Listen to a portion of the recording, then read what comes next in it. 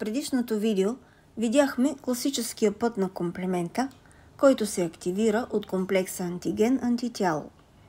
Алтернативният път се активира директно при контакт с микроорганизми, анормални клетки или повърхности, т.е. няма нужда от предварително формиран комплекс антиген-антитяло. Активирането включва 4 протеина – C3, фактор Б, фактор Д и проперидин. При нормални условия в телесните течности винаги се генерират малки количества C3B под въздействие на плазмените протеази. Този спонтанно активиран C3 се инактивира бързо от фактор H.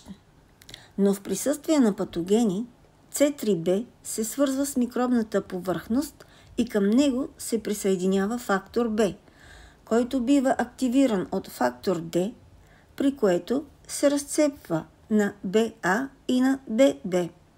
Този комплекс C3B-BB е конвертаза на C3 в алтернативния път. Той се свързва с проперидина, за да стане по-стабилен и активира нови молекули C3 до C3A и C3B, като C3B изпълнява ролята си на опсонин. Прикрепва се към микробната повърхност и привлича макрофагите да фагоцитират. Други молекули от C3B продължават, както при класическия път, до образуване на МАК, комплекс за атака на мембраната и лизис на патогена. Лектиновият път на комплемента се активира с участието на един протеин от кръвната плазма, наречен MBL – Mannose Binding Lectin.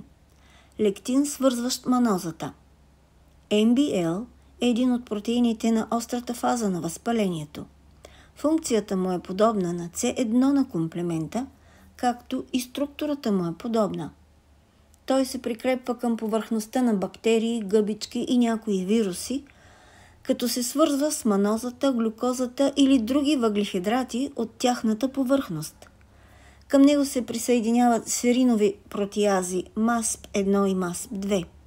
Създаденият комплекс активира C4, като го разделя на C4A и C4B. Оттам процесът продължава като при класическия път.